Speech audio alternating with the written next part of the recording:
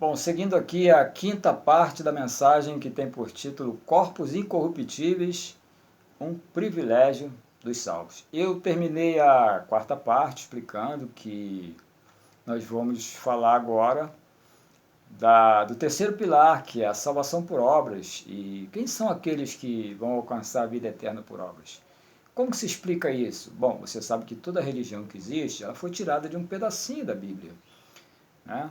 E nós vamos entender o porquê, qual é a razão de algumas pessoas colocarem a salvação por meio de obras.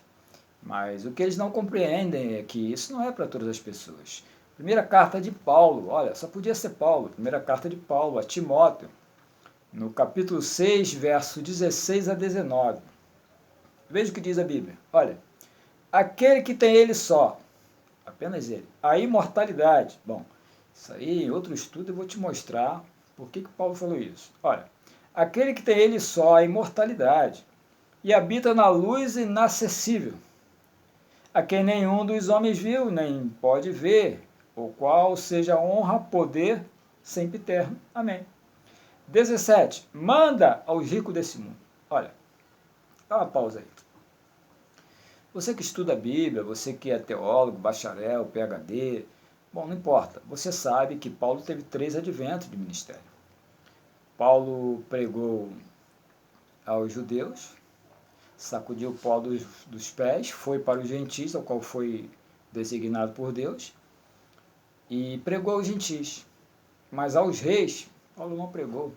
Veja o que Paulo diz: manda aos ricos desse mundo. Uma ordem direta, abençoado. Manda aos ricos desse mundo que não sejam altivos. Você sabe que Paulo fala para as ovelhas. Alguém pode pensar, está mandando todos os ricos do mundo? Não. Porque o bode rico não pode ouvir, assim como o bode pobre não pode ouvir. O que Davi disse no Salmo 58, verso 3 e 4? Desviam-se os ímpios desde o nascimento, andam errado desde que nasceram, saltando, mentindo, são surdos, tem veneno da serpente nos ouvidos, não podem ouvir. Então veja 17, manda aos ricos desse mundo que não sejam altivos, nem ponham a esperança na incerteza das riquezas, mas em Deus que abundantemente dá todas as coisas para delas gozarmos. 18. Que façam o bem, enriqueçam em boas obras, repartam de boa mente, sejam comunicáveis. 19. Que entesourem para si mesmo um bom fundamento para o futuro, para que possam alcançar a vida eterna. Eu vou repetir aqui o 18. Que façam o bem, enriqueçam em boas obras. Paulo está falando, ordenando a Timóteo que mande aos ricos desse mundo, que são aqueles que podem ouvir a voz do Evangelho, que se enriqueçam em boas obras, para que possam alcançar a vida eterna. Bom, a impressão que se tem aqui é a mesma impressão que se teve ao ler Daniel capítulo 12, verso 1 e 2. Por quê? Porque Daniel diz, olha, muitos dos que dormem no pó da terra ressuscitarão, uns para a vida eterna e outros para a vergonha e desprezo. E Paulo aqui está dizendo, olha, enriqueçam em boas obras e entesourem para si mesmo um bom fundamento para que no futuro possa alcançar a vida eterna. Então, quando você faz o revés da passagem, dá uma impressão meio complicada. Veja, imagine que o rico ovelha, hipoteticamente falando, não se enriqueça de boas obras e não ajude os pobres. E aí? Então ele não vai ter a vida eterna? Bom, é o que se pensa, mas não é a realidade. Paulo não está dizendo que um salvo rico pode se perder. Jesus disse, é mais fácil passar um rico no fundo da agulha, que não é essa agulha que nós temos, claro, do que, mais fácil passar um camelo no fundo da agulha. Olha, rico passar na agulha, Jesus, olha, é mais fácil passar um camelo no fundo da agulha do que um rico entrar no reino dos céus. Porque se o rico entrar no reino, Abençoado, o reino é paz, o reino é justiça. Olha, eu vou falar sobre isso lá na frente. O reino é alegria. Se ele entra no reino, automaticamente ele vai ajudar os pobres. Porque ninguém fora do reino pode ajudar os pobres. E ninguém dentro do reino deixa de ajudar os pobres. Porque se você está no reino, você tem paz. Se você vê uma pessoa sendo rico, e vê uma pessoa passando necessidade, você não ajuda, você não tem paz.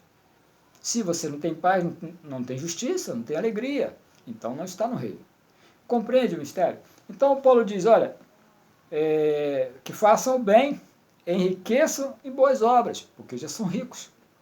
E Salomão disse, olha, a riqueza é dom de Deus, e Deus deu a eles esse dom.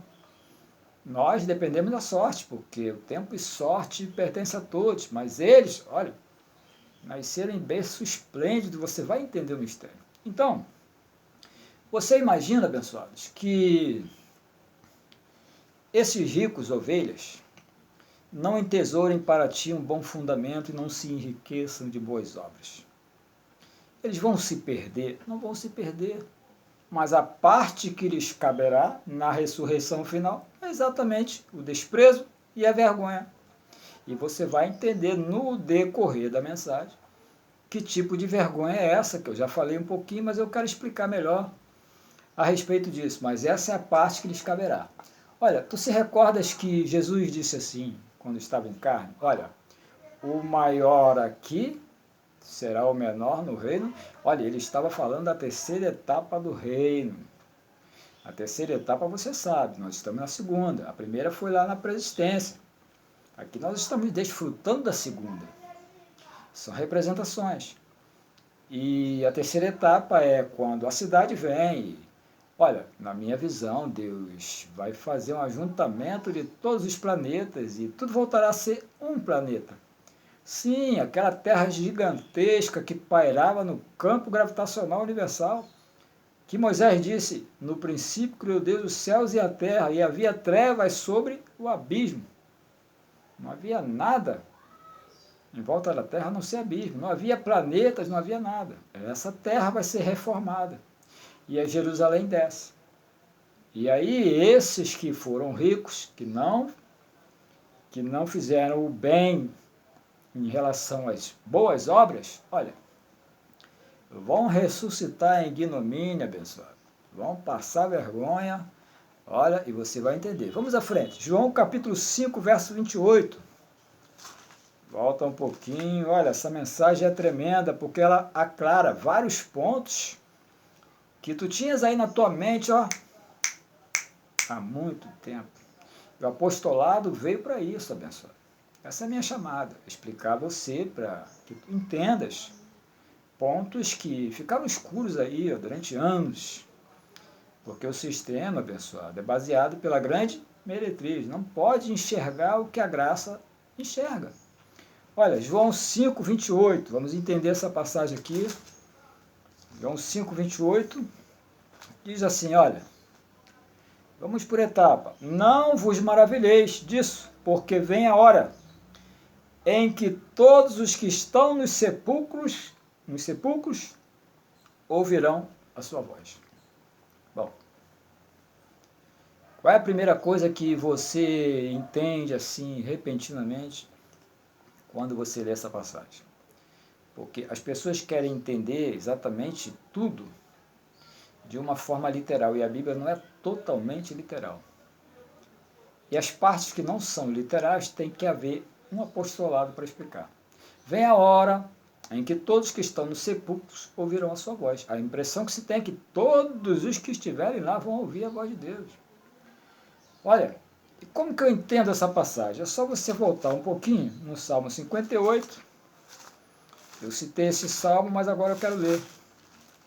Olha, lá atrás, Salmos 58, 3 e 4. Veja, desviam-se os ímpios desde o nascimento. Andam errado desde que nasceram, proferindo mentira. 4. Tem veneno semelhante ao veneno da serpente. São como a víbora surda, que tem tapado os seus ouvidos. Como que alguém que nasceu da carne, alguém que, olha, não pode ouvir a voz de Cristo, aí morre, vira poeira, E Cristo vem para buscar o povo, e as ovelhas ouvem a voz e o bode ouve também. Ora, não ouviu enquanto estava vivo, como pode ouvir depois que morreu, clinicamente falando? João 10, 27, eu vou continuar essa parte, muito importante.